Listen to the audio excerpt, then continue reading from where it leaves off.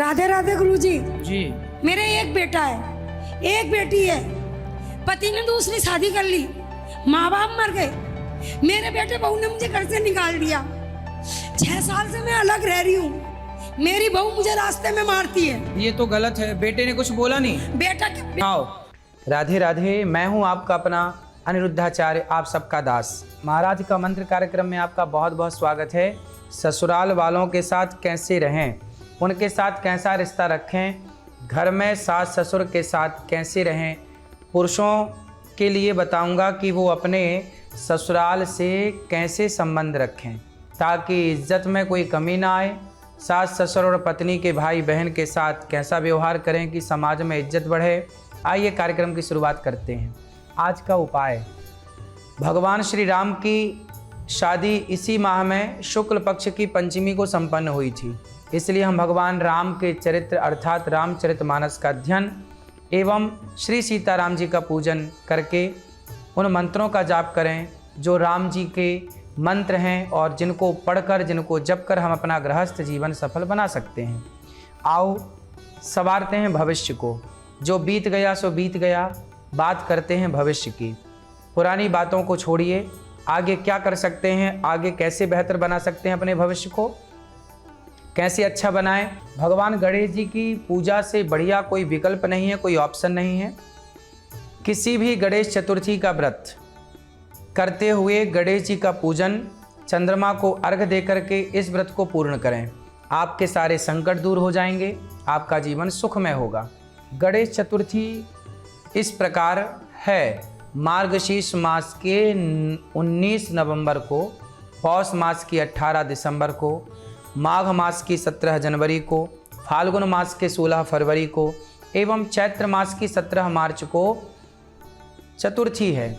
इनमें से आप किसी भी व्रत को करके और गणेश जी को सिंदूर लगाकर, वह सिंदूर स्वयं लगाते हुए अपने घर के सभी बच्चों को, परिवार में सदैव खुशियां बरसेंगी यदि आप इस कार्य को करेंगे तो। गणेश जी को प्रणाम करें, गणेश जी का पूजन करें और चंद्रमा की पूजा करें, चंद्रमा को अर्घ दें ताकि आपका कार्य सिद्ध हो।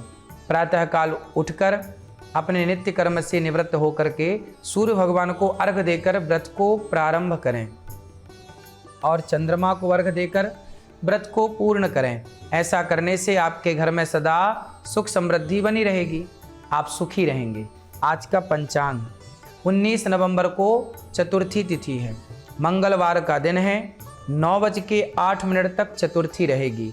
रात्रि में आज आद्रा नक्षत्र रात्रि में 7:06 तक रहेगा। आज साध्य योग रात्रि में 7:32 तक रहेगा। आज संकष्टी गणेश चतुर्थी का व्रत किया जाता है। गणेश जी का ध्यान करके, पूजन करके, लड्डुओं का भोग लगा के बड़े प्रेम से पूजन करके उनका व्रत कर सकते हैं अपने कार्य की सिद्धि के लिए। आज का विषय, ससुराल वालों के साथ कैसे रहें। ससुराल, लड़की की भी ससुराल है। एक बेटी जब विदा होकर जाती है अपने पति के घर तो वह उस लड़की की ससुराल कही जाती है। तो वो ससुराल में कैसे रहे, देखो रहने के तरीके हैं। लड़की जब ससुराल जाती है तो वो ससुराल उसके लिए नया होता है।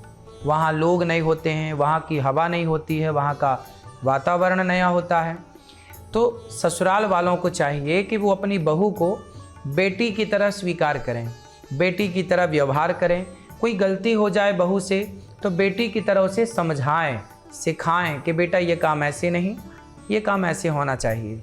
इस तरह का आप यदि कार्य करते हैं तो निश्चित आप एक बहू नहीं, एक बेटी का प्यार पाएंगे और बेटी को भी माँ बाप का प्यार मिल जाएगा, आपको भी बेटी का प्यार मिल जाएगा, घर स्वर्ग हो जाएगा।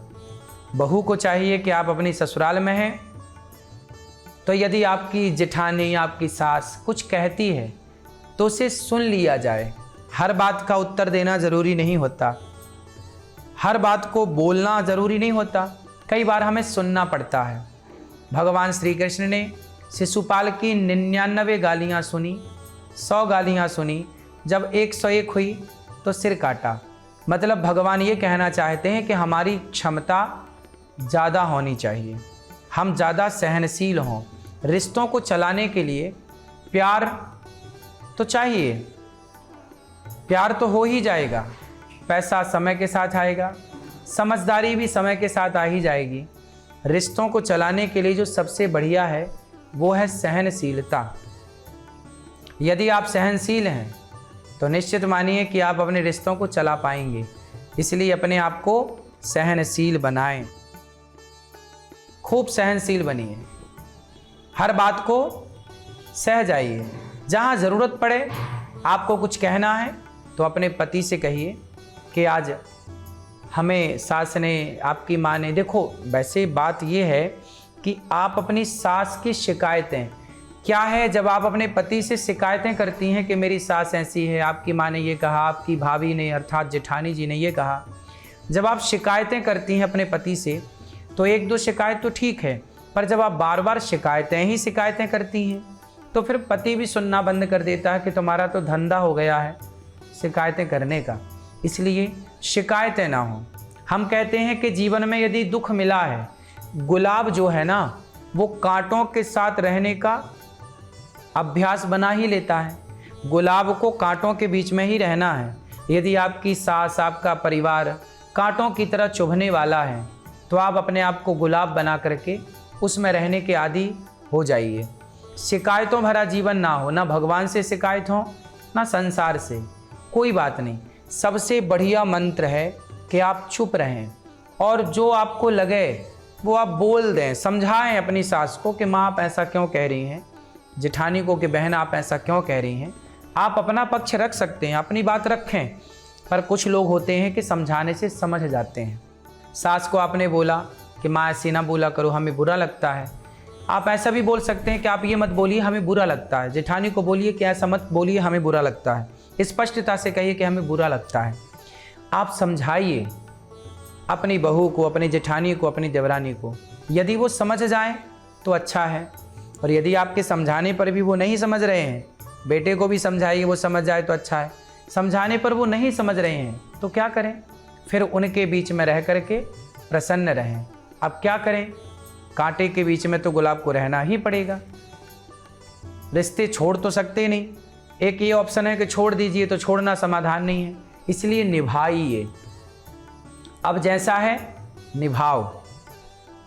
अब उस खटपट के बीच में रहने का एकमात्र उपाय है कि सबको खटपट करने दीजिए, आप चुप रहिए, आप अपनी शांति भंग ना करिए। आप शांत चित्त से भगवान का स्मरण करिए, भगवान का ध्यान करिए और अपने कार्य को बेहतर तरीके से करिए, बिंदास करिए। आप अपने पति के साथ खुश रहिए। पति और आपके बीच में कोई लड़ाई ना हो, झगड़ा ना हो, कोई शिकायतें ना हो। कई बार ना झगड़ों से बचने का एक दूसरा उपाय मैं आपको बताऊं।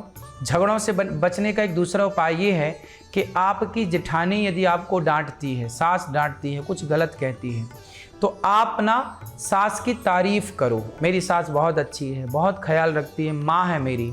आप जेठानी की तारीफ़ करो। जब आपकी जेठानी आपको डांटेगी, आपकी सास आपको डांटेगी और आप बदले में उनकी तारीफ़ करोगे, तो वो कितने भी पत्थर दिल होंगे एक दिन पसीज ही जाएंगे।